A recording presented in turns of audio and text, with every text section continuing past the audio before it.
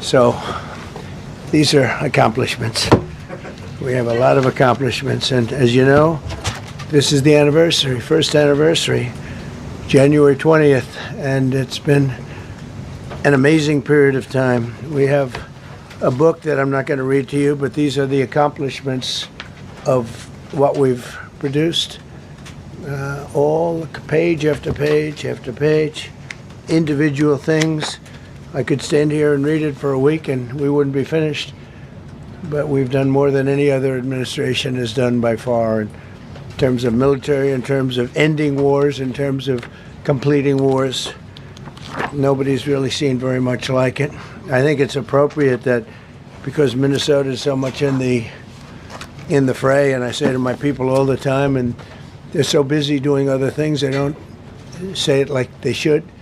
They're apprehending murderers and drug dealers and a lot of bad people, and these are just some of the more recent ones that we have, and I can show you some of the people, vicious, many of them murderers.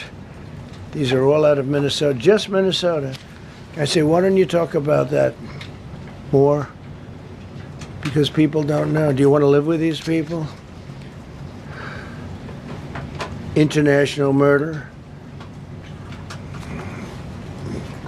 These are people that are living, they're apprehended and either put in jails in their country from where they came, and the countries respect us, and so they actually put them there. In the old days, they didn't respect our country.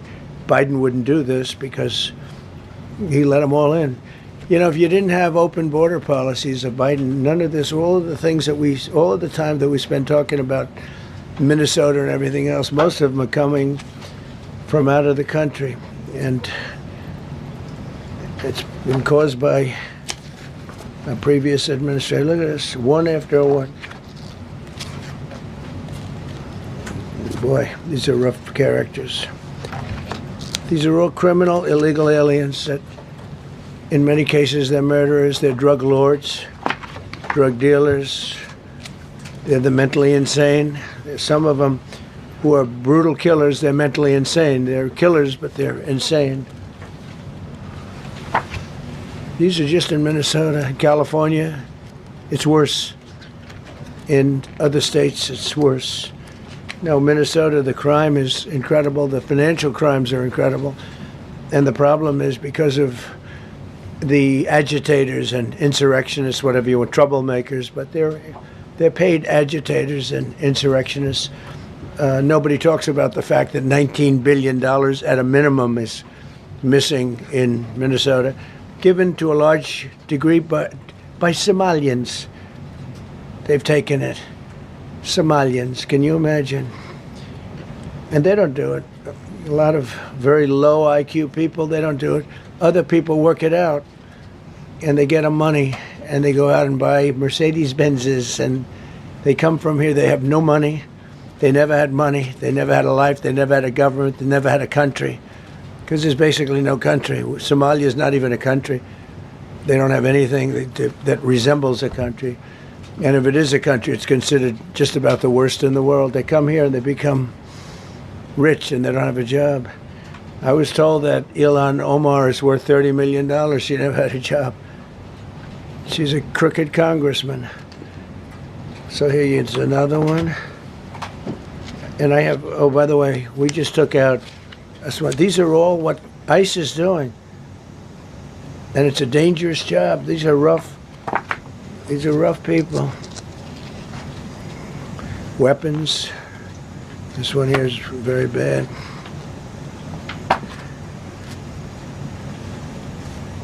I'm going through this because I think we have plenty of time. I'm going to beautiful place in Switzerland where we'll be, I'm sure I'm very happily awaited for. In Switzerland, they don't know about this.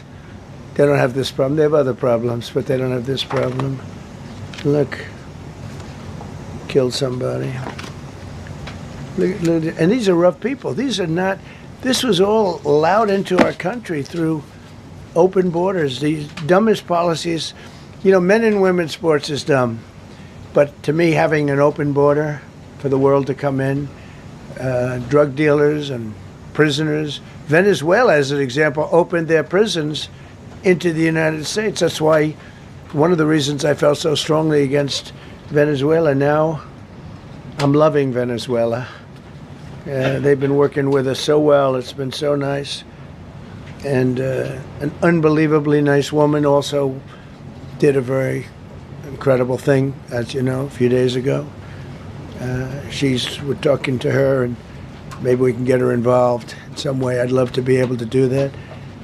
Maria, maybe we can do that. But we're dealing with the people and the president and all of the people in Venezuela, and we've been doing great. The oil companies are getting ready to make massive investments there. They have more oil than even Saudi Arabia.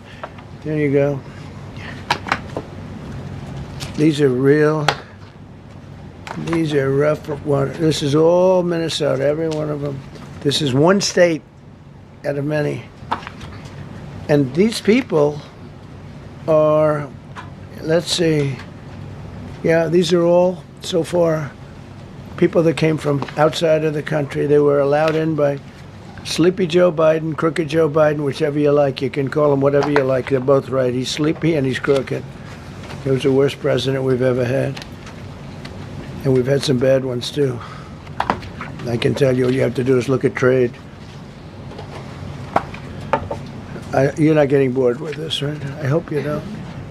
But these are people that you have to see. Strong-arm rape, aggravated assault with a weapon, and many other crimes.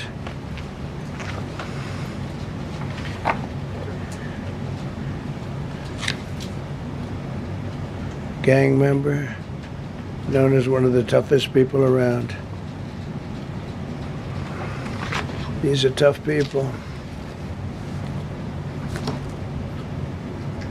So this is what the people are trying to protect, because all ICE wants to do is get them out of our country, bring them to prisons and jails and mental institutions from where they came. That's all they want to do. They're patriots, and they have to be abused by guys like Don Lemon, who's a loser, lightweight. I saw him the way he walked in that church. It was terrible. I have such respect for that pastor. He was so calm. He was so nice. He was just accosted. What they did in that church was horrible yesterday. Look at it here. 24 convictions. 24 times convicted. They're not charges. These are convictions. So he comes from outside the country. Do you think he's going to be good here? He's convicted 24 times. He's going to be good here, right? It doesn't work that way. It's a man murder. It's one of many. One of many. All they want to do is get him out. They want to take him out of our country. And we're met with paid agitators and insurrectionists, troublemakers. They're paid. You know, when the woman was shot, and I felt terribly about that. And I understand both sides of it. But when she was shot, there was another woman that was screaming shame, shame, shame, shame, right? You saw it. So loud. She was like a professional opera singer. She was so loud and so professional. She wasn't a woman that was hurt, like, oh, my heart's injured. She was a professional. She's shame, shame. She's screaming, shame, shame. I said, that's not a normal person. That's a professional. These are professional agitators and professional people that want to see our country do badly. But that's not happening because we have the hottest country anywhere in the world, despite this stuff. Look at this. All top of the line criminals. They're not going to be good. They're not going to be well behaved here. I could do thousands. We had over 3,000 in the last fairly short while. Just in Minnesota. What's the number, Carol? 10,000. 10,000 criminals arrested in Minnesota alone. 10,000 criminals. And these are serious criminals. Now, how can a place with 10,000 criminals, how can you have a state? And yet they're fighting us. I like that guy. He keeps nodding to me. Do you agree with me, I guess? I like him. I don't know who he is, but I like him. He keeps nodding. He says, you're right. He's obviously a little on the right side, maybe. Look, these are rough ones. So this, we just took this off a stack. We have many stacks like this. Like, I could go 30 times what I'm showing you now.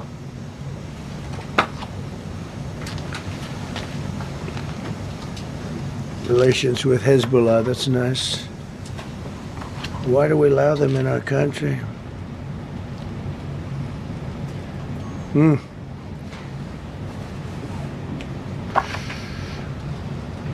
just looking at these charges. It's just pretty incredible. Many murderers, many murderers. People that murdered.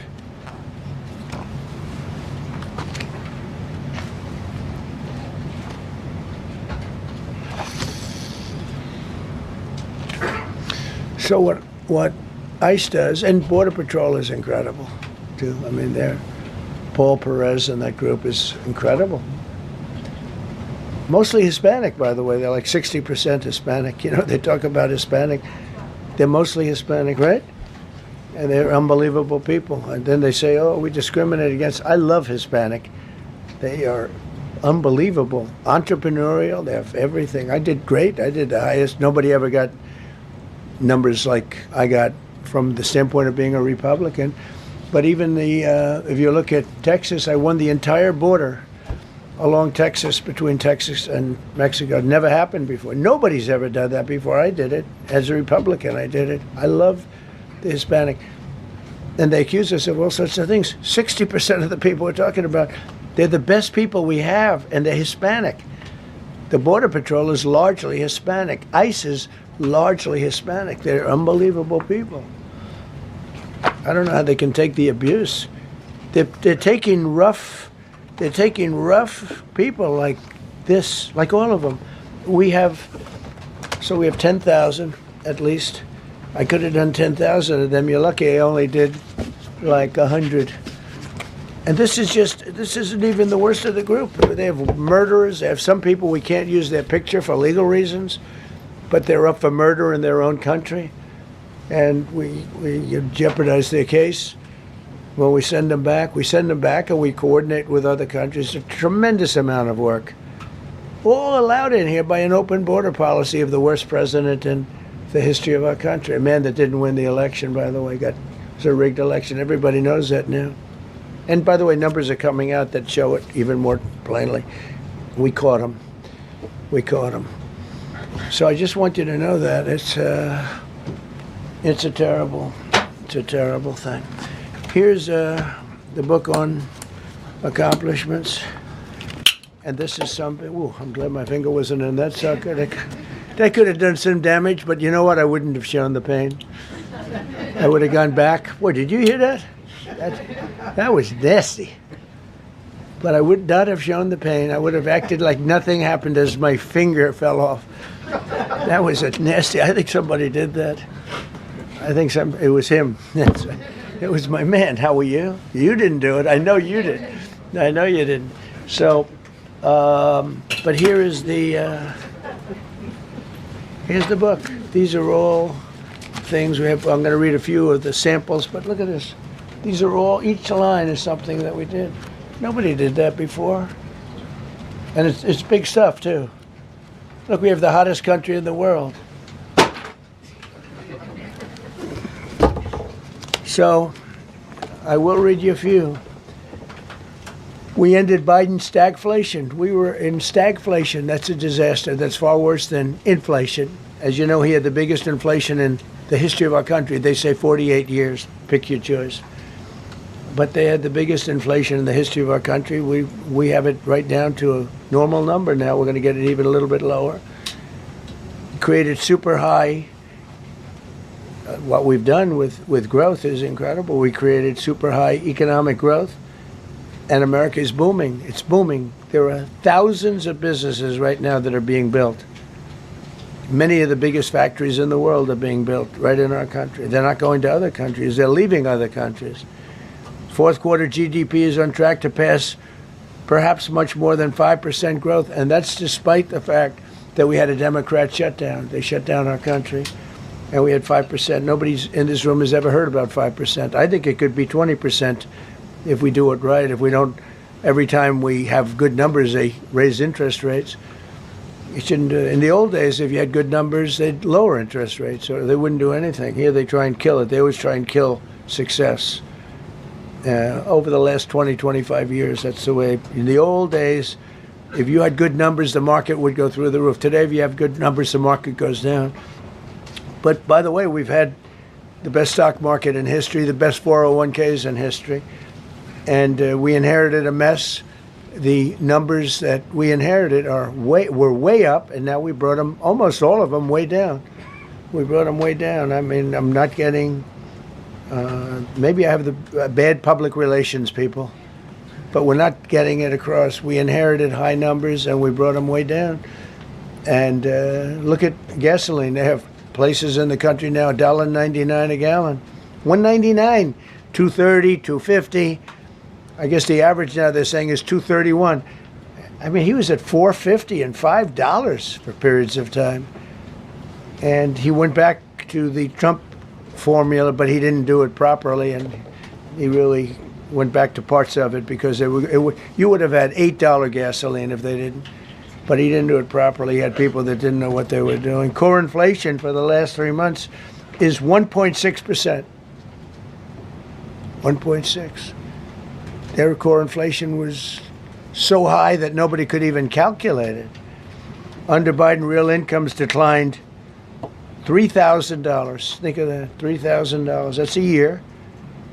In 12 months, Trump real incomes went up by $2,000 and $3,000 and even in some cases $5,000. It's a tremendous difference. Stock market has set 52 all-time record highs during the course of the 11 months, because this was done on 11 months. Now we are actually officially 12 months as of today. 52 all-time record highs. That means 401ks did great. I have people see me all the time, policemen that guard us really well, and got to know them a little bit. And they said, "Sir, you're making me look so good. My 401k is through the roof. My wife thinks I'm the greatest genius, that I'm a financial genius, like Warren Buffett." He told me that. He said, I think they have better returns than Warren Buffett right now. But he said, all my life, my wife has been criticizing me for not being smart financially. Now, all of a sudden, she loves me more. But we added $9 trillion in value to retirement accounts, saving many people. I mean, they were going out of business. Think of it. We added $9 trillion of value to retirement accounts, savings accounts, and 401ks. That's during the course of 12 months. And I think it's probably 11 months because I don't think they have it for the 12. They have it for the 11. Added $9 trillion of value. Lifted more than 1.2 million Americans off food stamps in 1 year. They would have had another 1.2 million. We would have had, welfare would have gone up.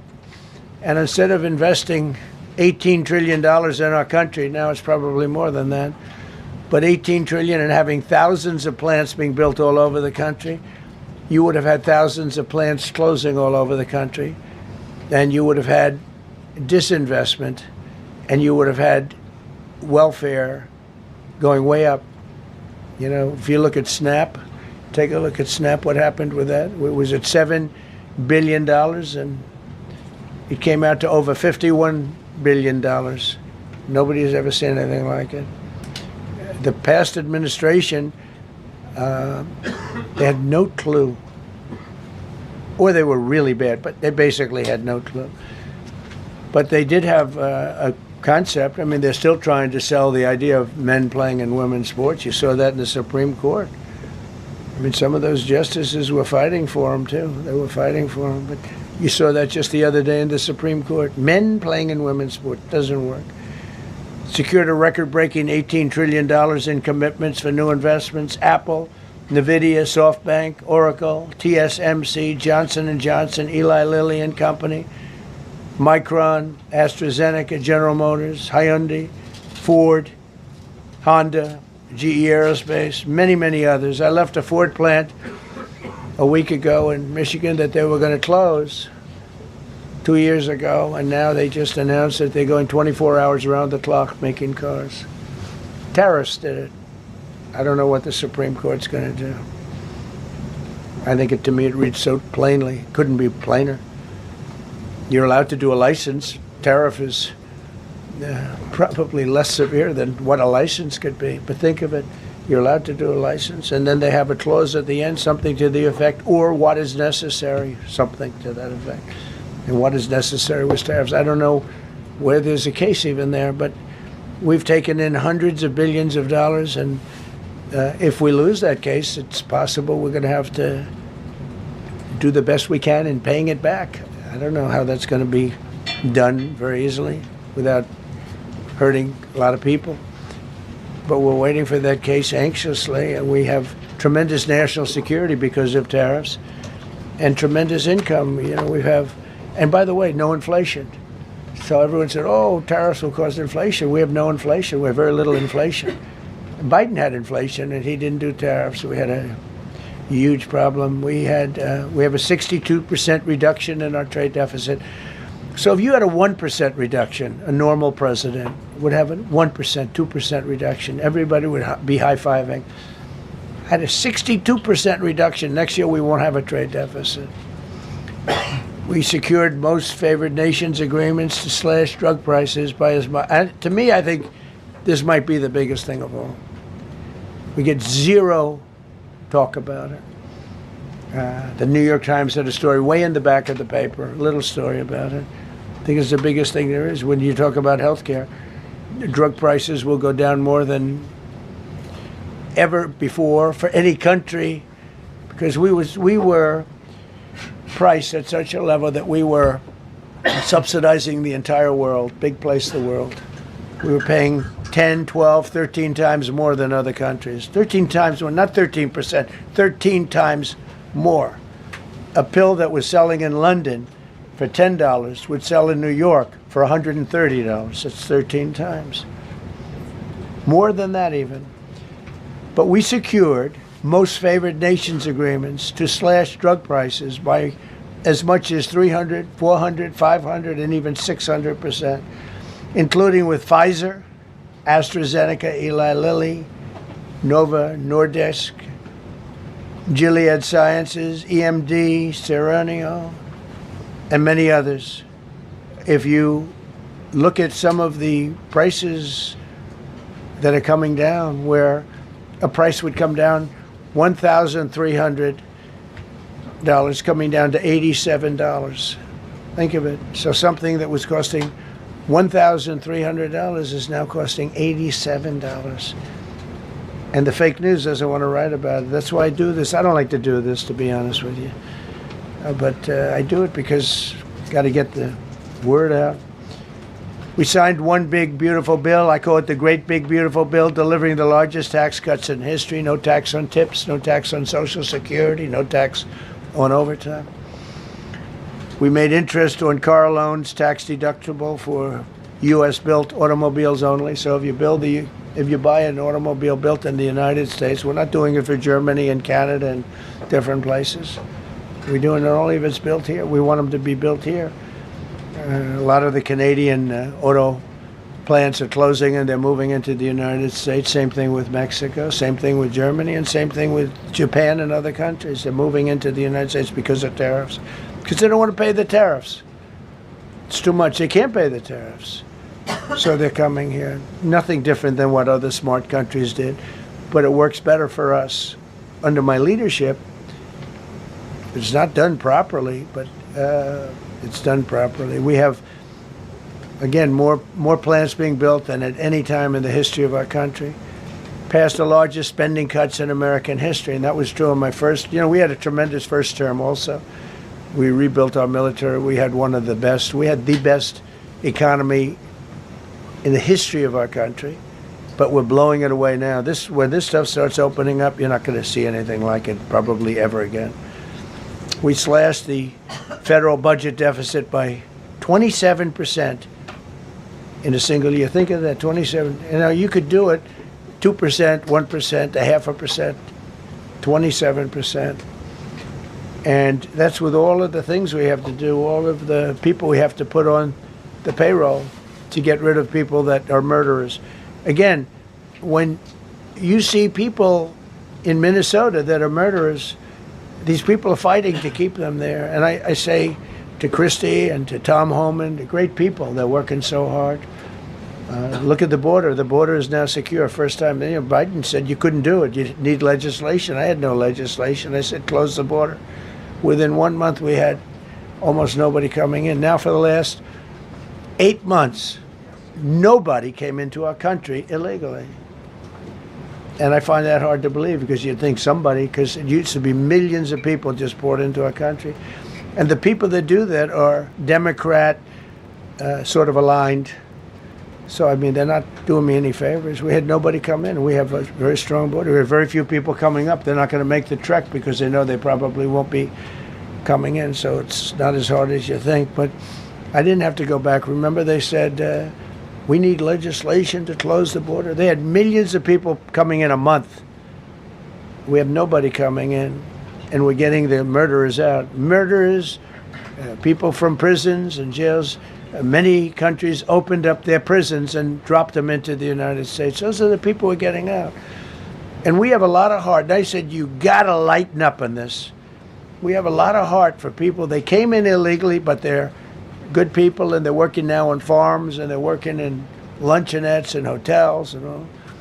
And we're looking to get the criminals out right now, the criminals. And I think it's very important. I mean, every once in a while you see a story, we take somebody. He should be out because they came in illegally. So in theory, they should be. But we're focused on the murderers, the drug dealers, the mentally insane. We have a lot of mentally insane killers. I mean, you can't even talk to them. It'd be nice if you could have a little reason, but you can't even reason. These are seriously ill people. You have a couple of countries where they were loaded up. Their mental institutions and insane asylums were loaded to the gills. They couldn't get now. But they're filling up because we're bringing them all back. We know where they came from. And every country accepts them. You know, under Biden, they wouldn't take, they had so little respect that they'd bring them there and they wouldn't take them. They said, get the hell out of here. They would be bringing a plane in to land in a country, and they'd put 5 planes on the runway so you couldn't land the plane. So they'd come back with the people that they were bringing back. They don't do that with me. They do that with me. They have problems. They don't do it. They accept them back. They're not happy about it, but they accept them back. Cut a record number of regulations. I promised to eliminate 10 old regulations for every one new regulation. Instead, we cut 129 old regulations for each one added. Think of that. I wanted to do 10. In my first 4 years, I did. When we put on a new regulation, you had to cut 8. This year I said you have to cut 10. Instead, we cut 129. So every time, so far, can't remain like that, I don't imagine. I hope I can, because we have so much wasted regulation, stupid regulations. Regulations where they go by California, which is a disaster state, with a governor that truly is doing a bad job. He's killing that state. If he ever ran the country, this country would be Venezuela. Very quickly. Using tariffs slash the U.S. trade deficit by an incredible 77%. The trade deficit is down, and that doesn't include the last month where we had our best month. We slashed the trade deficit by an incredible 77% in 1 year with no inflation, something that everyone said could not be done. So we had essentially no inflation. In fact, the last month we had almost no inflation. But we slashed the trade deficit by 77%. If you slashed it by 1%, that was good. Again, we did that with tariffs and intelligence. We did that with November 5th, great election. We secured historic trade deals to reduce barriers on U.S. exports with countries covering 40% of all U.S. trade. Think of that. American exports are up by more than $150 billion this year. People said, oh, we're not exporting. All we do is buy. If you keep buying, you're not going to have a country for very long. So we increased exports by more than $150 billion. Investment in American factories is up 41%. That's a record. Nobody goes 41% up. You go 2% up, 1% up. You go down by 3%. If Kamala got elected, the 41% up would be 41% down. We removed over 270,000 bureaucrats from the federal payroll. That's another thing. So we have, we announce our unemployment numbers, call it unemployment or employment. And they were very good, but we could make them great. But we've slashed tremendous numbers of people off the federal payroll. Because ultimately, if you're on the federal payroll, I mean, we have jobs where they had 10 people for every job. So we cut. Now, if you want to see some good numbers, I'll hire 1 million people. We cut millions of people off the federal payroll. I don't like doing that, but the good news, I don't feel badly because they're getting private sector jobs and they're getting sometimes twice as much money, 3 times as much money. They're getting factory jobs. They're getting much better jobs and much higher pay. But all I have to do is say, like, what the Democrats do all the time. They hire 1 million people, and then they hire another million. They load it up, and it says, oh, they only have a 3% unemployment rate. It's a fake rate.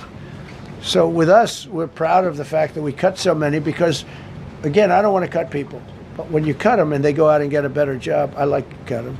And sometimes they have to be forced to do that because, it's like they want to stay where they are. They don't know. And then all of a sudden they end up, we have many cases, Caroline, where people were devastated. They hated Trump. I got caught from my very boring federal job where they had, again, sometimes 10 people to do one job. And they were very upset. And now they ended up with a job where they get paid 3 times more money. They're ending up buying houses. It's like crazy. So they went from not liking me to liking me a lot because it's hard to get. We need people. It's one of the reasons. I mean, when you have good people on the farm or good people in hotels and everything else, we want to work with them as much as we can. Under Biden, 1 out of 4 jobs added was a government job. Think of that. So 25% of the jobs added. That's when you know that, that's 25% of the jobs aren't real jobs. But again, I could do that. I could add 2 million jobs right now, would have an unemployed. I could say just hire some more people. I do the opposite. I say get rid of everybody that's unnecessary because that's the way you make America great again. When you have, all these jobs where people are sitting around doing nothing and they get a lot of money by the government, it's no good. But that's what the Democrats do. They show, we were at 4% unemployment. That's a good number. But they just add jobs, or they would never cut jobs. Under Trump, 100% of all new jobs created have been in the private sector. Think of that. Not 1% has gone to federal. So under Biden, 1 out of 4 was a government job. Under Trump, 100% of the new jobs created, 100% came from the private sector. That's how you make your country wealthy and strong and good. We inherited the worst border in history and turned it into the strongest border in history. Illegal crossings have plummeted to the lowest level ever recorded, down 99.999%. That means down 100%. 99.99. Now, I want to find out who that one person is. For 8 months in a row, 0, and these are government numbers, these are not my numbers. For 8 months in a row, 0 illegal aliens were admitted to our country. 0. Nobody came in, unless they came in legally. We have a big process for having people come in legally, by the way. A lot of people are coming in legally. They have to prove they love our country. They have to prove that they're not going to need welfare. A lot of things they have to prove. For the first time in 50 years, we are now seeing reverse migration, where because we're getting all of these illegal people out. People that came in illegally, in many cases they're criminals, in many, many cases. Remember when they used to say that the people that come into our country as immigrants are very nice people, they're wonderful people, they don't commit crime. No, they make our criminals look like babies. They make our Hell's Angels look like the sweetest people on earth. The Hell's Angels are now considered a nice, high-quality person. I like the Hells Angels. They voted for me. They protected me, actually, believe it or not. But they make our criminals look like babies. These are some of the most vicious people anywhere in the world. They came from the Congo. The prisons, I know the Congo because I ended the war with the Congo and Rwanda. Tough group, very tough group. They came from prisons in the Congo. Some of the toughest, meanest people you'll ever meet. Thank you very much. They allowed them to come into America. These are tough people. Before my election, 100% of net job creation was going to foreign migrants. Since my inauguration, 100% of the net jobs created have gone to American-born citizens. That's a big thing. In other words, we're now taking care of our people. 100% of net jobs created have gone to the American-born people. Before that, we didn't care.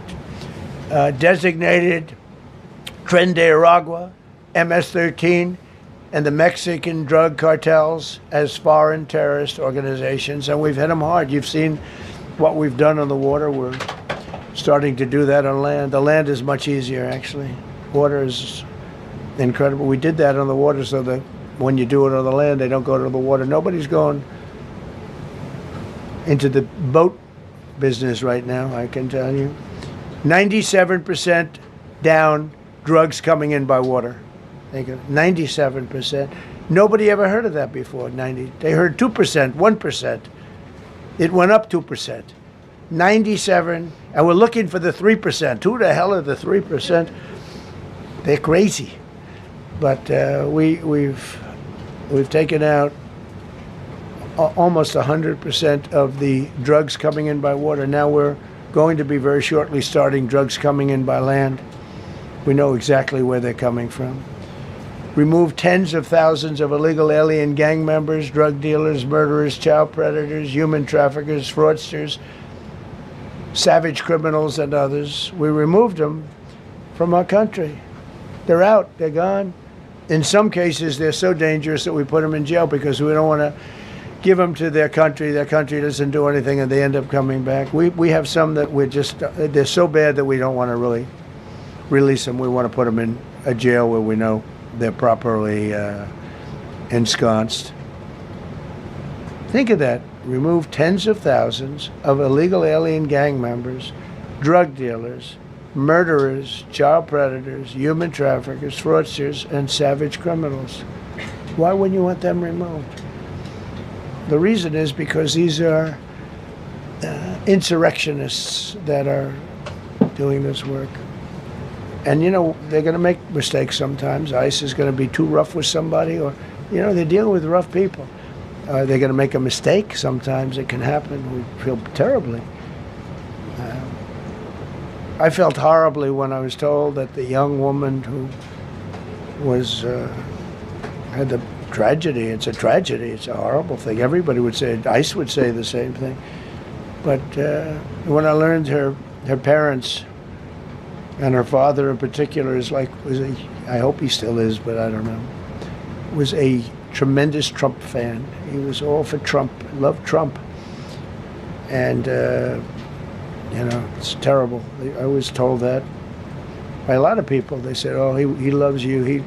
He was I hope he still feels that way. I don't know. It's a hard situation. But her father was a tremendous, and parents were tremendous Trump fans. It's so sad. It just happens. It's terrible. Halted all refugee admissions to the United States, including from Somalia, which is a terrible, terrible place, another dangerous place. And we also stopped the pirates because they get the same treatment as the drug boats. So in Somalia, the Somalians, you know what they're good at? That's about the only thing they're good at is they're good at pirating ships at sea, big ships. So you have a huge oil tanker with millions of gallons, millions of barrels of oil. And if it gets hit by a big weapon, the whole thing blows up. And they don't want to fight because if they do, they're told by their insurance companies, do not hand over the ship.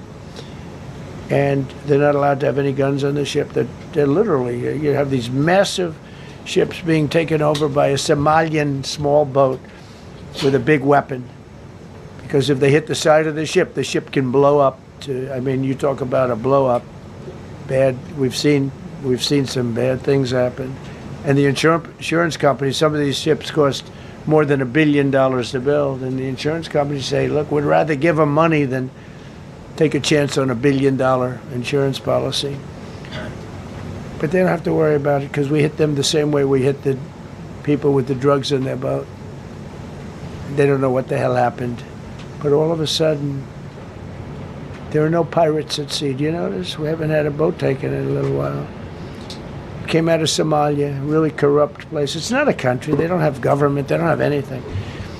I always hate to see this. Ilan Omar, she comes from Somalia, a backward country, probably the worst country. They say it's the worst country in the world, if it's a country. I don't even think it's a country. There's no organization, no anything.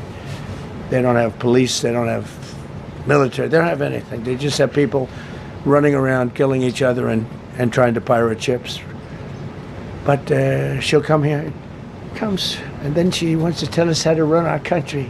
The Constitution says that I am entitled to this. I can't stand her. Terminated all taxpayer-funded benefits for illegal aliens and kicked 275,000 illegals off of Social Security. They were illegally getting Social Security. 275,000 people. I'm telling you, it's not that this is pleasurable, but if I weren't elected president, this country was going to be destroyed quickly, very quickly. I think within a year, if you had Kamala or a Joe type. I mean, Joe was a disaster, but if you had Kamala, he was the replacement. I was up by like 25 points on Joe, and they said, hey, let's get somebody else. This never happened. Well, I had so many firsts. You're leading somebody by a lot, and they say, oh, let's take him out, let's put somebody. That's like I said to Dana White the other night. I said, you know, Dana, it's like you have a fighter, two fighters, one guy is winning by a lot. And they say, oh, let's take this guy out, let's put a new fighter in the ring with him. That's what happened to me. I was doing great with Biden. The whole campaign was against Biden. All the money was spent against Biden, and all of a sudden I got Kamala. Everyone said, who the hell is she? But that didn't work out too well for them, but never happened before. We are about lots of firsts. Designated English as the official language of the United States of America. We did that very powerfully. And while we're at it, we also took the Gulf of Mexico, and now it's the Gulf of America. Because we have 92% of the shoreline. It always bothered me. I'd say, you know, we have most of the shoreline. Mexico has a small percentage, talks about 8%. We have 92%. And I said, why is it the Gulf of Mexico? It should be the Gulf of America. I was going to call it the Gulf of Trump, but I thought that I would be killed if I did that. I wanted to do it. I wanted to. My people work so hard. Sir, I don't think it'll look too good. I'm telling you, it's a good thing. And it'll be hotter than ever, I said. No, but I decided not to do that. I'm joking, you know, when I say that. I was not going to call it the Gulf of Trump. Because tomorrow it'll be, Trump wanted to call it the Gulf of Trump, but he was rebuffed by his people. My people don't rebuff me too much. The Gulf of Trump, that does have a good ring, though. Maybe we could do that. It's not too late. No, we have the Gulf of America now. It's great. Our country is proud for the attack on Venezuela, the attack on the Iran nuclear capability, wiped it out. I mean, first administration, Soleimani, the father of the roadside bomb, al-Baghdadi, the father of ISIS, who was rebuilding ISIS. We wiped them out. Done a great job. Signed an order that will end birthright citizenship for children of illegal migrants. You know, that case is in court right now. That case was meant for the children of slaves. All you have to do is look at the years. Look at the years where the cases were filed and where the decisions were made. They were right at the end of the Civil War. They're trying to say that, you know, in China's making a big business out of that. They come to the country, they have a child, they're American citizen, they get all the benefits. It had nothing to do with that. That was for the children of slaves. And I hope the Supreme Court so rules. designated fentanyl as a weapon of mass destruction. It is. We lost, I believe, 300,000 people this year. 300,000 people. That's like filling up one of those big football stadiums 5 times. It's not even believable. I mean, you could be in a war and you wouldn't lose that many people. So we designated fentanyl a weapon of mass destruction. Conducted numerous successful military strikes against narco-terrorists operating in our hemisphere, including the water strikes. Drugs brought in by ocean. So I told you that we're down by, close to 100%. It's hard to get somebody to pilot those boats. Very hard. They have to be people that don't watch television, don't read the news. And we just blew up their facility. They had a docking facility where the drugs were stored. And now we have a great relationship with Venezuela. We're getting along fantastically with the leadership in Venezuela, so we wouldn't have to do that. This was done before the attack. But we captured and brought to justice the outlaw dictator of Venezuela, Nicolas Maduro, who, through drugs, killed millions of people in our country. Tremendous drug dealer. Also sent millions of people into our country, including Tren de Aragua, the worst gang. They say it's the worst gang in the world. They took over parts of Colorado. They just take the apartment building. They just took it away. Just took it away like we're here. They cut the hand off one man because he called the police. Who called the police? I did. You took my apartment from me. Boom. No hand. This is what they sent us. Restoring law and order. New category. D.C. and Memphis. Federal task forces deployed massive numbers of federal law enforcement officers and National Guard to restore safety. Crime down in D.C. is almost down to nothing. D.C. was a very, very dangerous place, and I think you probably know better than I do. I have a lot of people in the media thanked me for that, but some of them found it hard to thank me. But, D.C. is now, look how beautiful. D.C. is now, you can walk right from here to a restaurant, right through the center of town. You can be with your child, with your loved one, with your lover.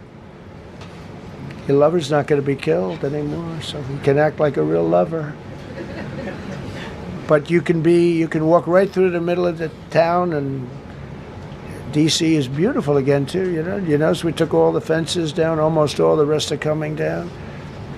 We got the graffiti all off. National Guard's been amazing. We didn't tell them to do that. That's not their job description. But they were picking up garbage and everything. They were great. And I don't know, to me a town, it looks better when you have military people. These are big, strong guys, bad guys. Look at them and they say, we're not going to mess around. But what they don't know is that we took over 2,000 people permanently out of D.C. These were career criminals. But I feel much better seeing those people there. I went in a couple of times and had dinner in D.C. I walked right down the middle of the street. I felt very safe. A year ago, I couldn't have done that. I would have been crazy to have done that. And Secret Service wouldn't let me do it. They weren't thrilled anyway, I will tell you. It wasn't like they were thrilled, but we did it, and it was great.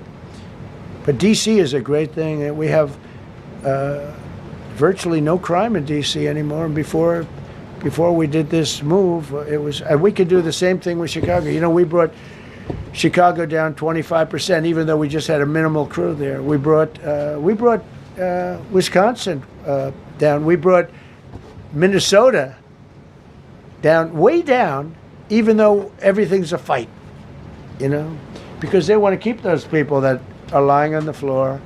They want to keep those people in Minnesota, but they really don't. I don't think the real people of Minnesota, it's a very corrupt place, and the elections are totally corrupt. I feel I won it all 3 times. Nobody's won that state since Richard Nixon. It's a rigged state.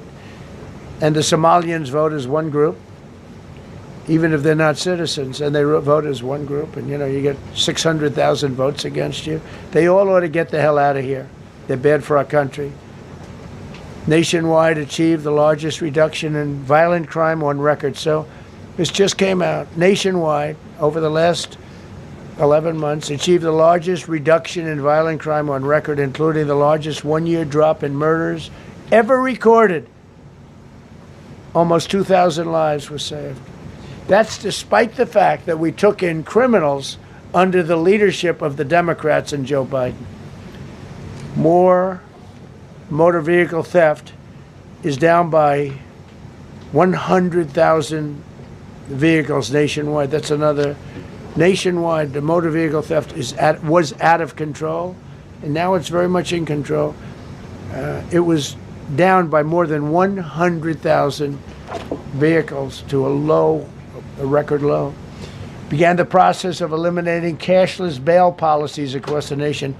You got to get rid of your sanctuary cities, and I hope our people know that we're not going to pay sanctuary cities. We're not going to pay them anymore. They are sanctuary for criminals. They hold criminals. We're not going to pay. They can sue us, and maybe they'll win. But we're not giving money to sanctuary cities anymore as of the beginning of the month. We began the process of eliminating the cashless bail. Well, cashless bail is where it all started. It's a disaster. And then other places. I don't know if it started in New York. I remember it starting in New York. So somebody comes in, murders somebody, and they let them out. No bail, no nothing. Basically, cashless bail means you just get the hell out. And they go outside. We have one case where a guy murders somebody, gets released, and goes out and murders somebody. 2 people in one day. No, we got to get rid of cashless bail. They got to pay, got to have bail. There's a reason for bail. Long tested. Signed an executive order to bring back mental institutions and insane asylums. We're going to have to bring them back.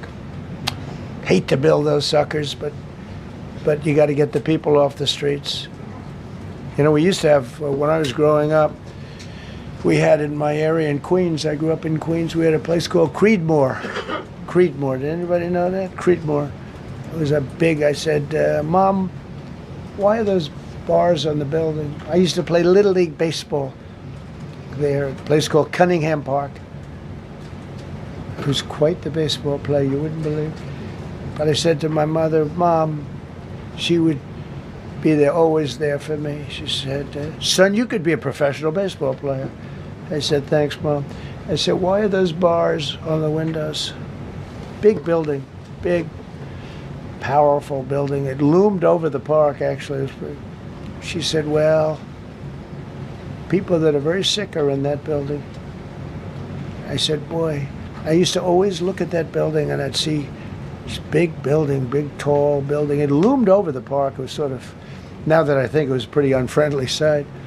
But I'll never forget, I don't know if it's still there, because they got rid of most of them, you know, the Democrats in New York, they took them down, and the people live on the streets now. That's why you have a lot of the people in California and other places, they live in the streets. They took the mental institutions down. They're expensive.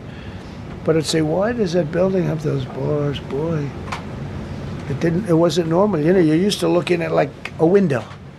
But this one, you're looking at all this steel, vicious steel, tiny windows, bars all over the place. Nobody was getting out. It's called a mental institution. That was an insane asylum. Designated Antifa as a domestic terrorist organization, and many others. It is. America is respected again on the world stage. That's another topic. Obliterated Iran's nuclear enrichment capability, and Operation Midnight Hammer was one of the most successful anyone's ever seen. CNN fake news. I don't know where they are. CNN. Anybody from CNN here? Fake news. Nobody wants to raise their hand anymore. They used to argue here. Now, if you're with CNN, you don't raise your hand. But they said, well, maybe it wasn't that successful, which I really was angry because these pilots took their life in their hands. 2 o'clock in the morning with no moon, dead dark, guns shooting at them. They went in with those beautiful B-2s, and every single bomb went down an air shaft and obliterated it. And CNN came out and said, well, maybe it wasn't, by a scam writer who wrote, you know, fake stories, a lot of fake stories on other topics, right? Because when we did it, we said, that's a terrible thing. You know, the pilots came back and they said, we hit everything. They did a great job. Then on top of that, we launched from a submarine about 30 Tomahawks on top of everything else. The place was obliterated. CNN said, well, maybe it wasn't that bad. Turned out it was worse than it was. You know who could tell you that? The Iranians would tell you that. Because if they do anything, they're going to have to start a brand new place. But they did an amazing job. It was like what we did with Venezuela. I mean, nobody's ever seen a military operation like that. Ended 8 unendable wars in 10 months. These were unendable wars. Cambodia and Thailand fighting for years. Kosovo and Serbia. The Congo and Rwanda. Pakistan and India, they were really going at it. 8 planes shot down. They were going to go nuclear, in my opinion. The Prime Minister of Pakistan was here, and he said President Trump saved 10 million people and maybe much more than that. They're both nuclear countries. Israel and Iran. Egypt and Ethiopia were going to fight over a dam, and I got them to stop. I still got to work it out, because they put a dam up in Ethiopia that stops the flow from a little river called the Nile. I always think of the Nile being in Egypt, you know, beautiful Nile with the pyramids, but they put a dam up. You know who paid for the dam? The United States of America. It's the biggest dam, I think, in the world. They put a dam up. I said, how did you let that happen? Why would we have done that? We financed it. This country would. I don't know. Maybe it was a Republican president, but I don't think it was. I think it was a Democrat. But what a terrible thing. So Egypt basically is, you know, they don't have enough water in the Nile. And they use that for a lot of things, including entertainment and travel and tourism and everything. I mean, I don't know. They got a big dam. I got to work that one out now, too. Armenia and Azerbaijan, President Putin told me, I cannot believe you settled that war. I've been trying to settle that war for 10 years. Armenia and Azerbaijan, they were fighting it for many, many years. And I ended up getting the heads of both countries in my office. The beautiful Oval Office, much more beautiful now than it ever was. And one sat at one side, one sat at the other. He said, you know, I've been the head of Azerbaijan for 22 years, and for 22 years I've been killing his people. And the other gentleman, and both very good guys, said, I've been here for 7 years, and for 7 years I've been killing his people. And they started over there, and within an hour they were next to each other, and by the time we ended, they were hugging each other, and it's been a great peace, you know? Should have gotten the Nobel Prize for each war, but I don't say that. I saved millions and millions of people. And don't let anyone tell you that Norway doesn't control the shots, okay? It's in Norway. Norway controls the shots. They'll say, we have nothing to do with it. It's a joke. They've lost such prestige. That's why I have such respect for Maria doing what she did. She said, I don't deserve the Nobel Prize. He does. When she got it, they said, wow, that's amazing. I thought President Trump would get it. President Trump deserves it. He ended up 8 wars. How nice, right? She's a good woman. Got all 20 living hostages returned to their families, and the remains, they all came out. We got the 20 living hostages. We got the 28 hostages. They have 1 left that we think we know where it is. Amazing. Looked like we weren't going to get anywhere near that. Now they've gotten almost. And more importantly, we got many more. Hundreds. We got them all. If we didn't do it, you wouldn't have had, most of those people would have been dead. I don't know if that's covered properly, but you know, the 20 is great. They were the last ones. I always said the last 20 are going to be hard, but we got them. We got the last 20, and we got close to 28 of the bodies of the dead.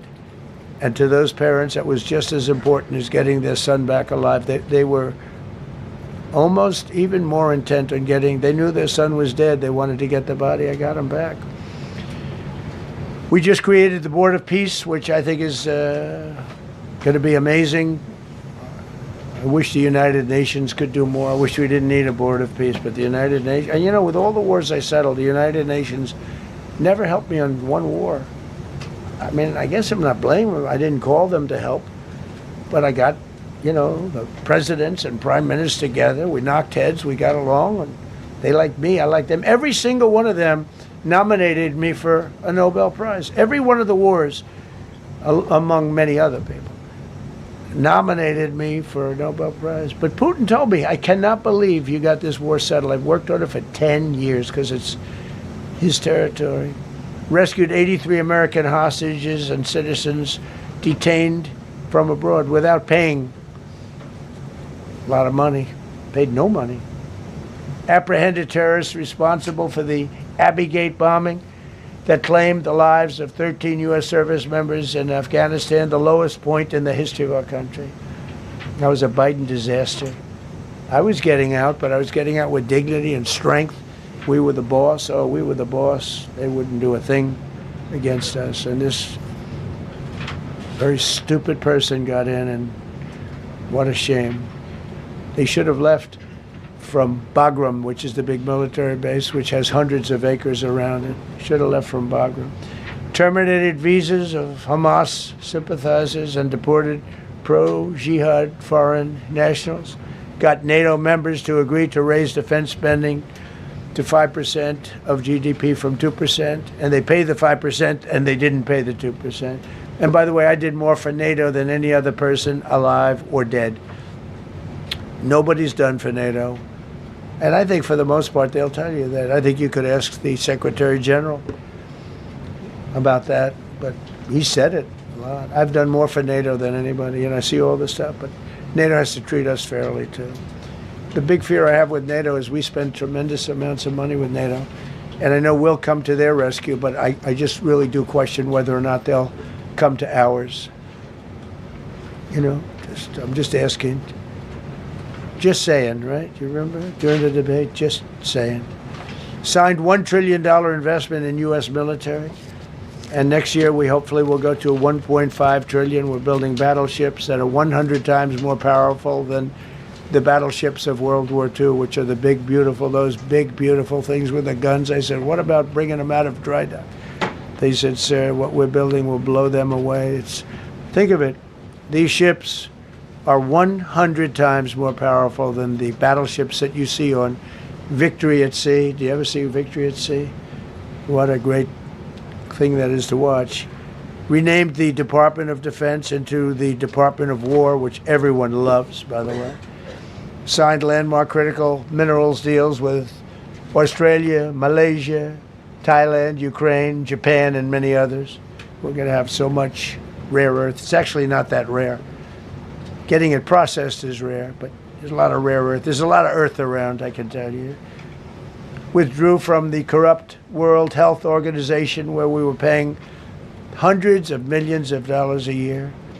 So we were paying $500 million a year, and China was paying $37 million a year. I said, why aren't we paying the same as China? They said, well, nobody asked. I said, China's got 1.4 billion people. We have 350 million, probably, with all the illegals, you know. China probably knows more accurately.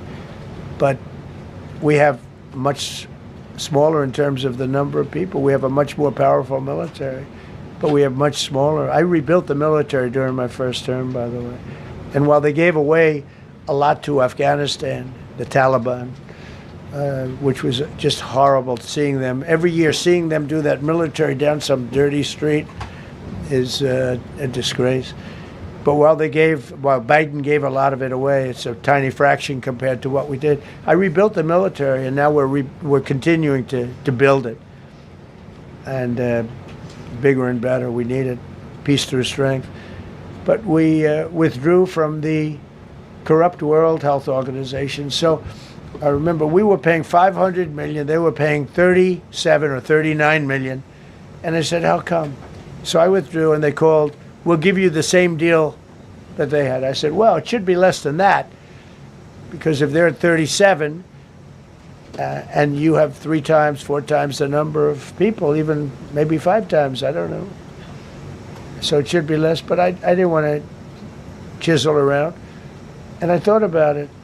So I could have taken 500 million to 37, and everybody knew it. I chose not to do it because it was actually very popular when I got out, because they were terrible. And so I chose not to take that deal. First thing Biden did is go back into it. You know what he paid? More than 500 million. So I actually called them. I said, you know, you can buy it for less. You can make a deal at 37. There's no reason to pay 500, they didn't care. They paid more than 500. Did you know that? They paid more than 500 million. I made a deal at 37. I could have had 37. They were public about it. We'll give you the same deal that China has for 37. And they paid $500 million. That's the way you ruin a country. And it's the same attitude that, you have on everything else with these people. They were terrible. The anti-American UN Human Rights Council we ended, the UN Relief and Works Agency we ended, and the fake Paris Climate Accord, which was a ripoff of America, where we had to pay $1 trillion and they were paying nothing. China didn't kick in until 2035. We kicked in immediately. We were supposed to pay $1 trillion. Russia went to a standard of 1991, which was a dirtier standard. But we had to pay top dollar. So I terminated that. Another Rick. We ended the woke lunacy and restored common sense, abolished all discriminatory diversity, equity, and inclusion DEI policies throughout the federal government and the private sector. They're gone, everybody. They're gone. Terrible. Terminated the Green New Scam and ended the insane electric vehicle mandate. I love electric vehicles. That caused me a little problem with a man named Elon. But he understands, and he's a good guy. We get along. But I said, Elon, we can't have all electric cars. We just can't do it. I like the electric cars. I like his car. But in particular, I like his car. But we can't do that because some people don't want an electric car by 2030. And to build the power stations all over the country would have cost $4 trillion. $4 trillion. That's more than any country has. If you got China, the United States, and everyone, you couldn't do it. And it would have taken years. And yet they were supposed to be switching over electric vehicle mandate. Some people don't like electric cars. Some people want hybrids. Some people want regular gasoline-powered cars. We have more gasoline than anybody. And now with Venezuela, we have 62% of the market when you include Venezuela. So I ended the Green New Scam and I ended the insane electric vehicle mandate. Now you can buy a gasoline-powered car, a hybrid, and you can buy a electric vehicle. I mean, if you think, if you want electric, you can buy it. Make a good deal on them right now because they made a lot of them. Permanently stopped Joe Biden's ridiculous CAFE standards. That's having to do with the environment, so ridiculous. Canceled the EPA's absurd, totally absurd, tailpipe emission standard, which made you spend hundreds of thousands. It made for hundreds of thousands of cars. The numbers, the cost numbers were incredible that the consumer has to pay. Imposed 25% tariff on all foreign automobiles and 100% tariff on Chinese cars which don't come into the country because of tariffs. Only because of tariffs. We didn't have tariffs, you wouldn't have any car. We have now more car factories being built in the United States than ever before because of tariffs. If they take those tariffs away, China will eat our lunch. They'll take all of our car business. Now, there's another way of doing it, but it's more cumbersome, et cetera, et cetera. I don't want to scare you, but it's much more cumbersome, not as good for national security as this. We have a perfect system right now. We're making a fortune. We've never been stronger, and I hope the Supreme Court does the right thing for our country, because if they don't, it's such a problem. It's just so, it would be so sad. We're doing so well because of tariffs. And the people that are heading up the lawsuit, like there's a guy named Leonard Leo, who's a bad guy, and people that are very China-oriented and foreign car-oriented and foreign business-oriented, but in particular China, they're suing to get rid of tariffs because they don't want tariffs, like Coke. Coke has businesses outside of the United States. If you have them outside, you don't want tariffs. But because of tariffs, they treat us well. Without tariffs, they would treat us very badly. As you saw for many years, they respect us more now than they ever have respected us, by a lot. And revoked the California emissions waiver to stop San Francisco communists from regulating the automobile industry and destroying automobiles and the industry in the nation. I was with Bill Ford of Ford Motors. I was with all the people at General Motors the other day, and they are making more money and building more cars than they are doing so good, all because of tariffs and what I've done. And they're building their plants all in the United States. Reopened Anwar for drilling. That's a big deal. Launched a massive Alaskan pipeline project to export natural gas to Asia. We made a deal with South Korea and with Japan that gives us money, the likes of which nobody's ever seen before. Signed executive orders to end Biden's war on coal and put, I say clean, beautiful coal. I never say the word coal. This has to be preceded by the words clean, beautiful coal. And put miners back to work. The miners love Trump. I think I got 100% of their vote. We banned transgenders from the military. We don't want transgender in the military. Ordered reinstatement of patriots expelled from our military with full back pay. So we had some people that were terminated and they're coming back into our military. Fired the woke boards of visitors at our military service academies. The boards of visitors were run by radical left, maybe communists, maybe not, but they were still heavily radical left and they were bad for us. Signed an executive order to remove anti-American propaganda from federal museums and national parks. Required the federal employees to return to work in person or be fired. We don't want them sitting in their home or in their bed working. We want them in an office that we're paying for in Washington, D.C. or wherever it may be. And we've largely taken care of that mess. That was crazy. I guarantee you they're out on the ball fields. I guarantee you they're out playing golf. And you can't run a country or a company that way. I think it's happening even so with countries and companies. But we had so many of our federal workers, they wouldn't come into work. Signed an order banning all government censorship and restoring free speech. Made it the official policy of the United States government that there are only two genders. This was not a tough one. Two genders. Can anybody guess what they are? Male and female. I think the Democrats know that too, but they refuse to admit it. Ban the use of puberty blockers, hormone injections, and other chemical and surgical mutilation of children. Can you imagine saying this 15 years ago? That we banned the use of puberty blockers, hormone injections, and other chemical and surgical mutilation of our children. You know, when I say it, do I have to say that? I actually asked my people today, yes, sir, because people, that's where the country went. Banned men from playing in women's sports. Big Supreme Court case on that. I mean, I can't believe it. Some of the justices were fighting hard for men to be able to play in women's sports, a couple of them.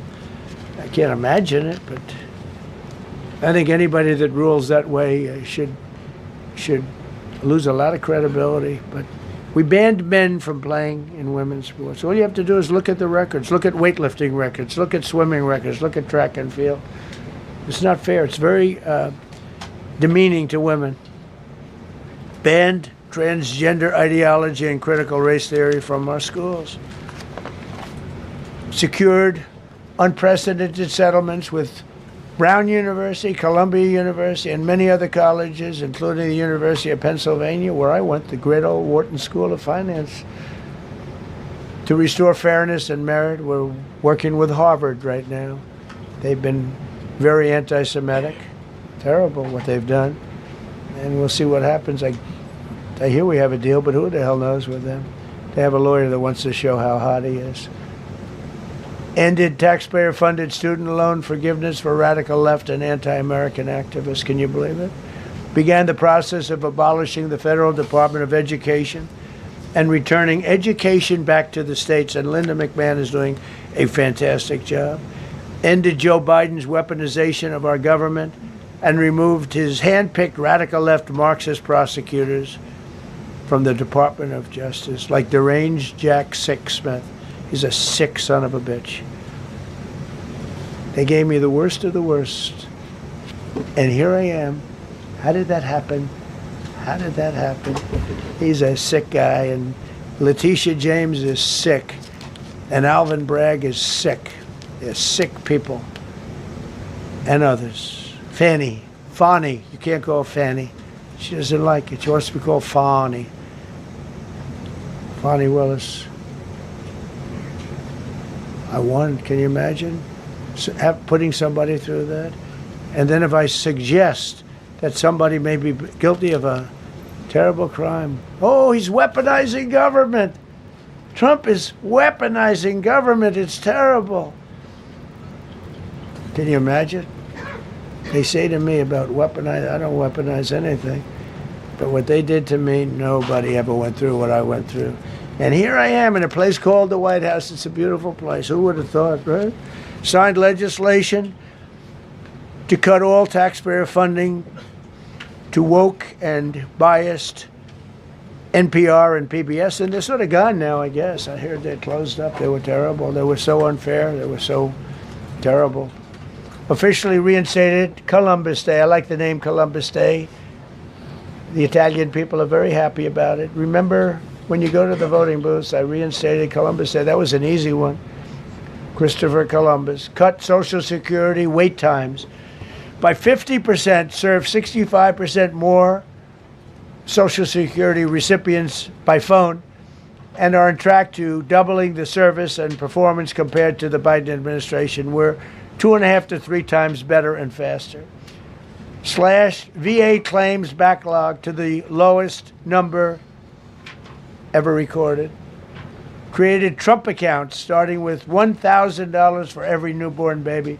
This is something that's become so popular. And I give Mr. and Mrs. Michael Dell Computer, who put in $6.25 billion, started with nothing.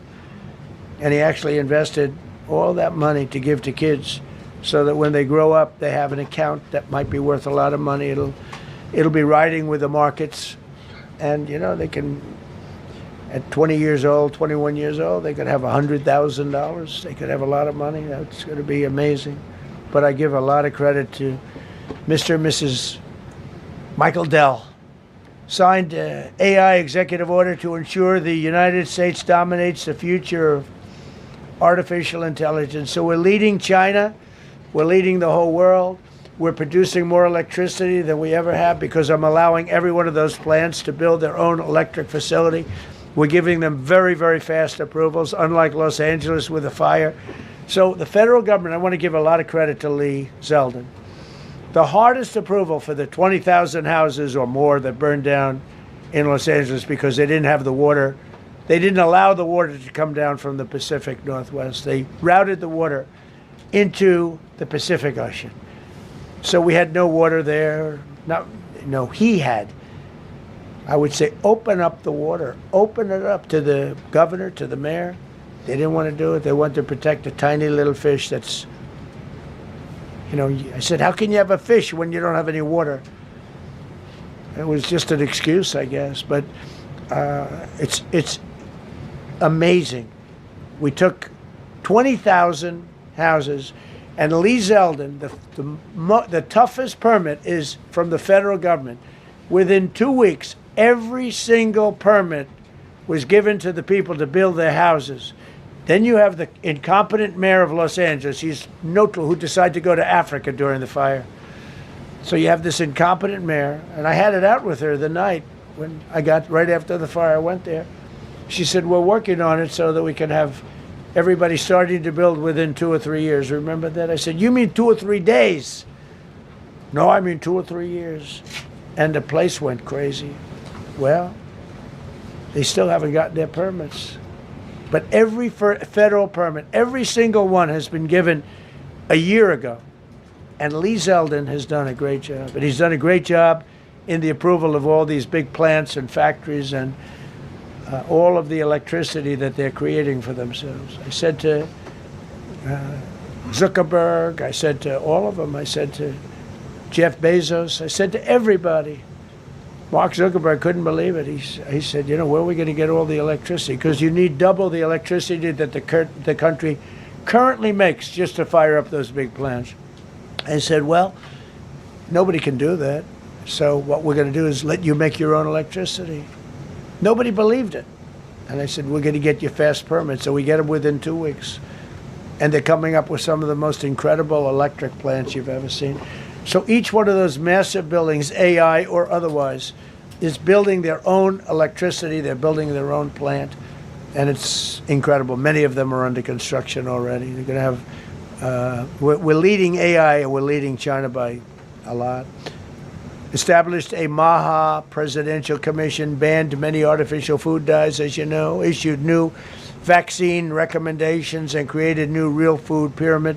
And Bobby and Dr. Oz have been incredible. Provided $12 billion in aid for American farmers. Just gave them $12 billion in aid because they got screwed by other nations. And the number of drug dealers have fallen every single month since I took office. Drug dealers are way down in the United States, and that's a small version of what's sitting right there. That's just a small version. We took a country that was dead, and it's the hottest country in the world right now, and that's after 1 year. So let's go. That's a lot of people. All right, please. Yeah, go ahead. Thank you so much, Mr. President. I have two questions for you. One, do you want your Board of Peace to replace the UN? Well, it might. I mean, the UN just hasn't been very helpful. I'm a big fan of the UN potential, but it has never lived up to its potential. The UN should have settled every one of the wars that I settled. I never went to them. I never even thought to go to them. They should be able to settle those wars. They don't. I believe you got to let the UN continue because the potential is so great. And I wonder, you invited Lula from Brazil to be part of the Board of Peace. I did. What role do you expect him to play, especially a big role. I like Venezuela? Yeah, and another one, because the Are you from Brazil? Yes. The EU and Mercosur just signed a trade agreement this weekend, which is going to be the biggest trade zone, free zone in the world. Right. At the moment, you are talking a lot about tariffs. What is your reaction to that? So, two questions, Lula. Well, I just think this. I think we have trade like we've never had before. We're doing better in trade than we ever have before. We're not being ripped off by every country in the world like we were before. We're doing numbers that nobody's ever thought possible. We're the richest we ever were. It's because of tariffs and the proper use of tariffs, and we're also the most secure. As an example, Iceland, without tariffs, they wouldn't even be talking to us about it. So we'll see what happens. I think it's going to work out quite well. Yeah, right behind. Thank you, Mr. President. How would you characterize your relationship with Emmanuel Macron and Keir Starmer right now? And have you spoken to them since your Truth Social post last No, I night? haven't, but I think I get along very well with them. I mean, they always treat me well. They get a little bit rough when they're, when I'm not around. But when I'm around, they treat me very nicely. And, I like both of them. They're both liberal. They've got to straighten out their countries. You can't, London is having a lot of problems. And if you look at Paris, got a lot of problems. They have two problems, immigration and energy. They got to stop with the windmills, and they got to go back like UK has an unbelievable asset called the North Sea. Norway uses it, makes a fortune. They have a better section of it, and they don't do it. They could straighten out their countries, and it would be good. But I get along very well with them. You told Norway's prime minister. Are you from Norway? No. You look like you would be from Norway. She looks like she's from Norway. Go ahead. You told Norway's prime minister that you not winning the Nobel Peace Prize made you feel less obligated to think purely of peace. Well, I lost a lot of respect for Norway. And I believe very strongly that Norway controls the Nobel Prize. But you have to understand, I settled 8 wars. I've had every one of those wars, every participant wrote, I didn't ask him to do it. They sent in strong they make recommendations for that. But I settled 8 wars. No president's probably ever settled 1 war. I don't know, think of it. I did 8. The reason I do it is because it's easy for me to do. And I didn't do it for a Nobel Prize. I did it because I'm saving a lot of lives. I'm trying to settle the final one.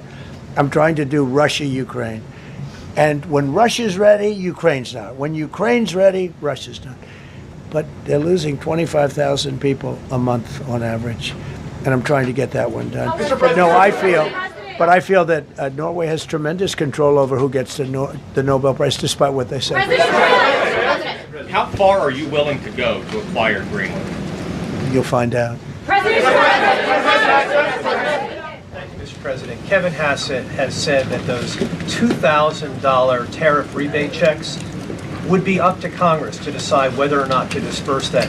Do you agree with Kevin Hassett on that, or do you think you can do that unilaterally? No, I don't think we would have to go the Congress route, but we'll find out. The reason we're even talking about it is that we have so much money coming in from tariffs that we'll be able to issue at least a $2,000 dividend and also pay down debt for the country. But we'd do a $2,000 dividend to the people of our country. Would probably set a limit of income limit where it made sense, but we will be able to make a very substantial dividend to the people of our country. I believe we can do that without Congress. Last night on Truth Social, you said that the British plan to hand the base at Diego Garcia over to Mauritius and then rent it back was an act of great stupidity. Previously, you backed that deal. Is it now your position that the deal should not go ahead? I think that they, when they originally were going to do it, they were talking about doing some concept of ownership. But now they're looking to essentially just do a lease and sell it. And I'm against that. It's a reasonably nothing like Greenland, but it's a reasonably important area of the globe. Not to anywhere near Greenland, but I think they should keep it. I don't know why they're doing it. Do they need money? Mr. President, with your support to the Syrian government, most probably you avoided another civil war and a bloodshed in Syria, especially after the fall of the regime. I did a good job. And, the Syrian government, the last 2 weeks, had to use some force to implement its force on specific areas. And well, with to keep the prisoners, the terrorist prisoners, which are some of the worst in the world, at bay, so they were able to keep that. He's working very hard. The president of Syria is working very, very hard. Strong guy, tough guy, pretty rough resume, but you're not going to put a choir boy in there and get the job done. I spoke with him yesterday because we were talking about the prisons and what was going on. We have some of the worst terrorists in the world in those prisons, and he's watching them. Syria. Mr. President, Gavin Newsom is going to be at Davos if he's not already there. You're probably going to run into him. I presume that this is for him to raise his platform for 2028, but what do you anticipate his foreign policy platform is going to be? I don't know. I mean, I don't know that he's going to be the nominee. I know this. I had a very good relationship with Gavin Newsom when we were, in office together. I was president. He was the governor of California. We had he would talk about it often, and somewhere we just went astray. I just hate the way California is being run. We actually have people leaving. It's never happened before, but I hate the way it's being run. He and I had a very good relationship, really close to the word exceptional, but now we seem not to. President Trump, you spoke earlier. Mr. President, you've been hearing from allies. Thank you. Thank you so much, President Trump. Kara Castanova from Lindell TV. And you spoke earlier about the 2020 election. Now that Maduro is in U.S. custody and he was criminally charged, has any more information emerged that you could share with us regarding Venezuelan election software and Venezuelan ties to tampering with the 2020 election? And would you consider speaking to Maduro personally in prison in New York to get some answers on Venezuela's involvement with the 2020 election? No, I don't think I would be doing that. I think my lawyers would be very unhappy if I did. Yeah, they've learned some things. Please. What happens to the tariff threat to Greenland if the Supreme Court comes out and rules against you on the tariffs? And well, I'll have to use something else. I mean, look, are you going to use force? Take a look at the word license. Take a look at other things. I mean, we have other alternatives. But what we're doing now is the best, the strongest, the fastest, the easiest, the least complicated. Sir, if you move ahead with the Greenland-related tariffs on Europe, you secured almost $1 trillion of commitments from them to invest in the United States. Does that go kaput out the window if that happens? I doubt it. Look, they need that agreement very badly with us. They really do. They fought very hard to get it. So I doubt that. But we'll see what happens. We have a lot of meetings scheduled on Greenland. I'm leaving tonight, as you know, for Davos. And we have a lot of meetings scheduled on Greenland. And I think things are going to work out pretty well, actually. And so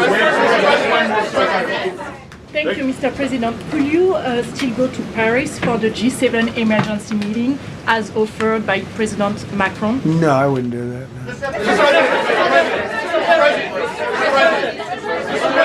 No. Because, you know, Emmanuel's not going to be there very long. And, you know, there's no longevity there. He's a friend of mine. He's a nice guy. I like Macron. But he's not going to be there very much longer, as you know. And I think, you know, I have meetings with the people that are directly involved, not some of the people you're talking about.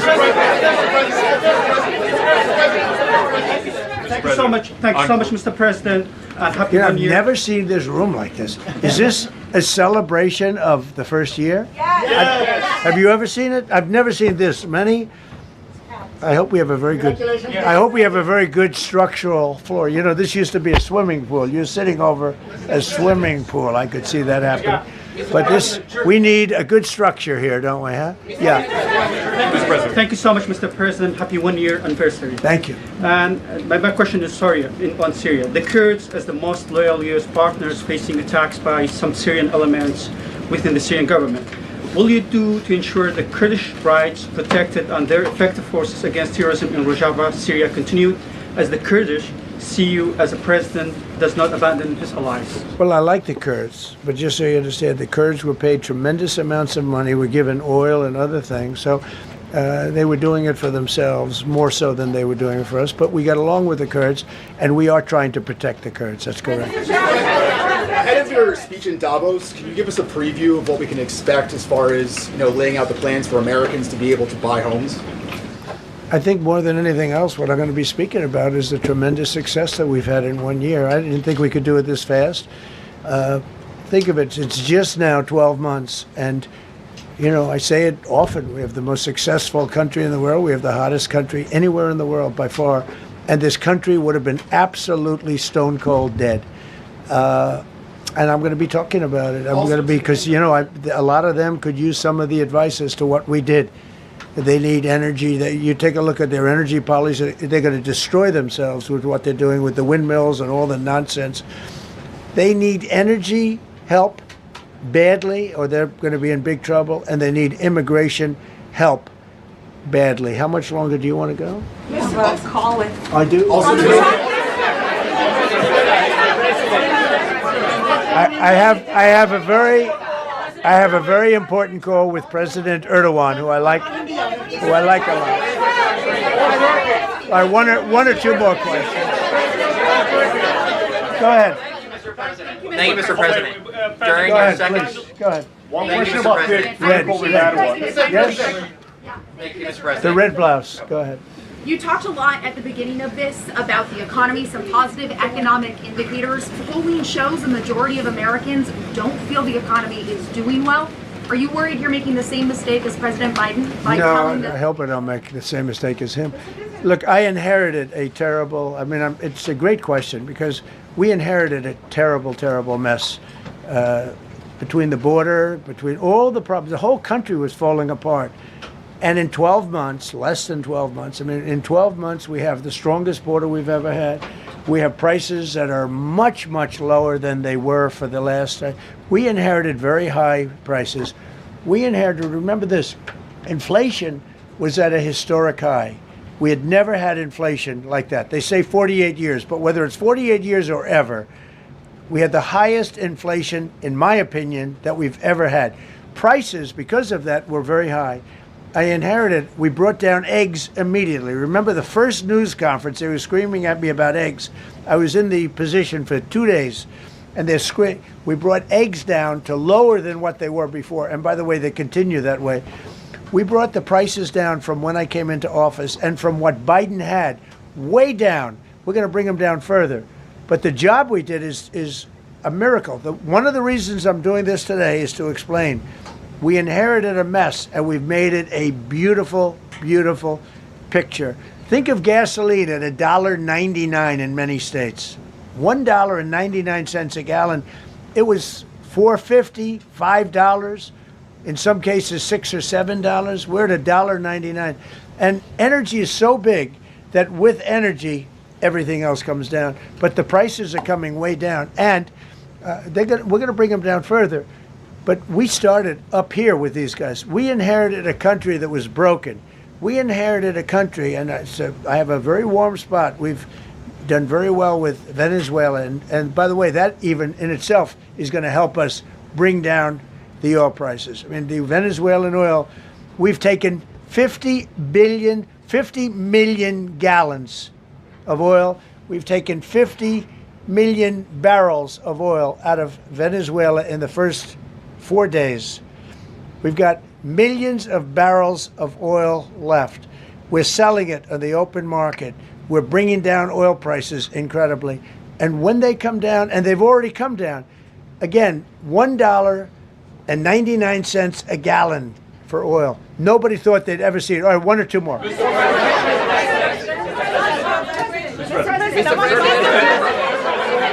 ahead, go, yes. President, I want to ask you about Iran. Is the military option still on the table? And can you assure us that the killing in Iran has stopped? And when regard to the Peace Council, which members have to pay $1 billion? So with Iran, are you from Iran? No, I cover the White House. Where are you from? I'm Palestinian American. So with Iran, they were going to hang 837 people. And I let them be known that, and we let them know that if that happens, that will be a very bad day for them. And they decided not to do it. They didn't hang the people. I can't tell you what's going to happen in the future, but supposedly they've taken that off the table. But they were going to, last week, they were going to hang on Thursday or Wednesday. They were going to hang, I think, 837 people. And they didn't hang anybody. So we're just going to have to see what happens with Iran. Is the military option off the table?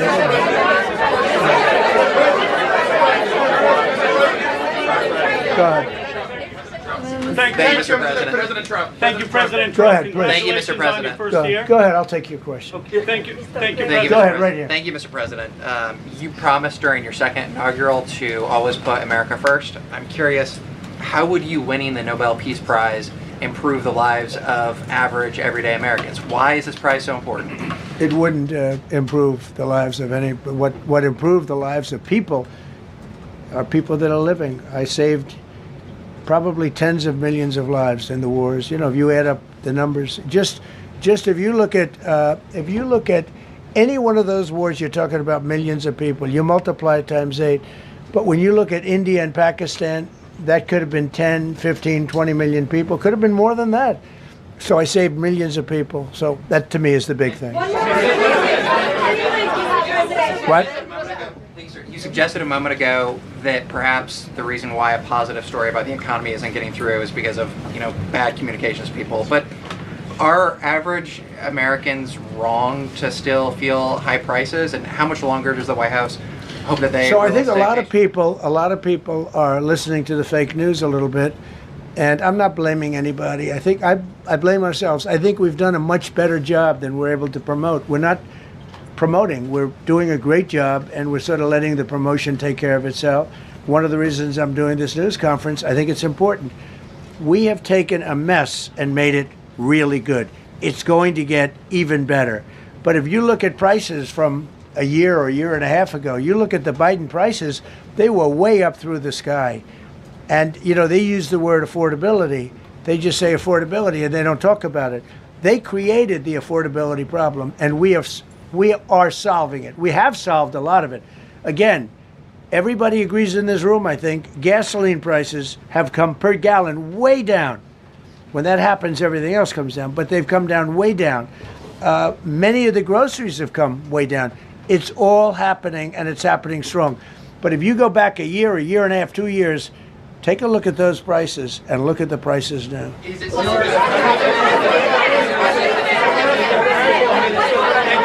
Mr. President of Venezuela, you made a condition. Where are you from? I'm from Spain. Nice place. Thank you. You made a condition that the political prisoners should be freed. It seems that they are not being as fast as they promised in the beginning. Would that be an issue for the current government? They've agreed that they're going to let, I guess, most of them out. Depends on what they did, but they have released a lot of. Released a lot of political prisoners in Venezuela. Mr. President, earlier on last year, year, you had mentioned, you had indicated that you wanted to take back the Panama Canal. I know we've heard a lot about Greenland. Is that still on the table? I don't want to tell you that. Sort of. I must say, sort of. That's sort of it. Okay, one more. Yes, blonde, blue. Yes, go ahead, ma'am. Go ahead with the blue, holding the computer. If a consequence of your determination to take control of Greenland is the ultimate breakup of the NATO alliance, is that a price you're willing to pay? You mean the breakup of it's very the interesting. NATO alliance. So I think something's going to happen that's going to be very good for everybody. Nobody's done more for NATO than I have, as I said before, in every way. Getting them to go up to 5% of GDP was something that nobody thought was possible, and pay. At 2% they weren't paying. At 5% they are paying. And they're buying a lot of things from us, and they're giving them, I guess, to Ukraine. That's up to them, but they're giving them to whoever they're giving them to, but they're buying a lot. I think that we will work something out where NATO is going to be very happy and where we're going to be very happy. But we need it for security purposes. We need it for national security and even world security. It's very important. How about it? Thank you very much. First of all, last year you told me that you believe that the reason you won an election is because God put you in this place so that you could save the world. Looking back 1 year, do you feel like God is proud of the effort that you've put in? I do, actually. I think God is very proud of the job I've done. And that includes for religion. You know, we're protecting a lot of people that are being killed. Christians and Jewish people, and lots of people are being protected by me that wouldn't be protected by another type of president. No, I think a lot of people are very proud of the job we've done. We've had an amazing year. This has been one of the greatest years. Even some people that wouldn't necessarily love me instinctively, they're saying this was an incredible year. We've had an incredible year economically. Look at our border. Our border was a disaster. People poured. It was an invasion into our country of a lot of very bad people. Good people too, but a lot of very bad people from prisons and drug dealers and gangs and horrible people, murderers, thousands and thousands of murderers allowed into our country. And we now have the strongest border of any country. There's probably not a country, I guess North Korea has a pretty strong border, by the way, but there's not a country in the world that has a border like we do. And we took it from the worst border. We had the worst border in the world. Now we have one of the strongest borders in the world. One more question. You said you're confident something's going to get worked out in Greenland, but Greenlanders have made it clear they don't want to be part of the U.S. Well, what gives the U.S. the right to take away that self-determination? When I speak to them, I'm sure they'll be thrilled. Mr. President,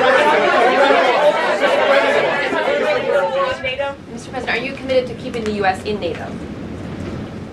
I've had such a good relationship. I've made it so much better, so much stronger. It's so good now. NATO is so much stronger now. I don't agree with a lot of the things they've done, but that was done before I got there. I think NATO's been good. Sometimes it's overrated, sometimes it's not. But we have a strong NATO. When I came here, we had a weak NATO. We had a NATO at 2%, and they weren't paying. You had a nothing NATO. NATO's, whether you like it or not, it's only as good as we are. If NATO doesn't have us, NATO is not very strong.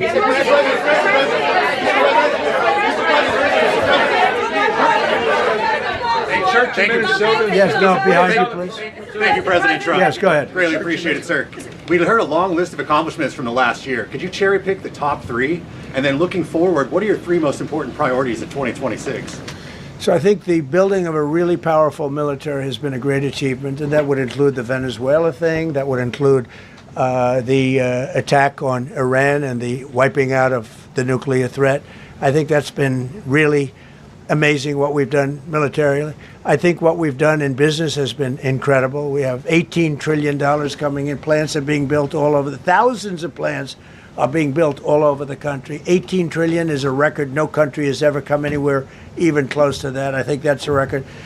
And I think that most favored nations for drugs is something that nobody thought they'd be able to get. Tariffs helped me there because the nations would have never gone along with it if I wasn't able to say if you don't go along with it, we're going to put a 10 or 15 or 20% tariff on your nation. And they went along. And our drug prices are going to come down at numbers never even seen before, never even thought possible before. So those would be three things. Thank you. Thank you all very much. Thank you very much. How much did you pay for Greenland, sir? Congratulations. How was the game? Go Indiana. 大家好，我是主播周玉琴。很多的朋友告诉我们，选择原版的太阳星全效克菲尔益生菌，它添加有羽衣甘蓝，健康再加分。而有睡眠困扰的朋友们，赶快选择蓝色包装这一款晚安加强版，绝对是更有感。每日克菲尔，时刻美好 ，Good Feel Good， 请上快点购为健康下单，而且要记得输入推荐代码，有额外的折扣优惠。太阳星全效克菲尔益生菌基础版、晚安加强版，新包装改版，内容不变，抽取更方便。要吃就吃最好的。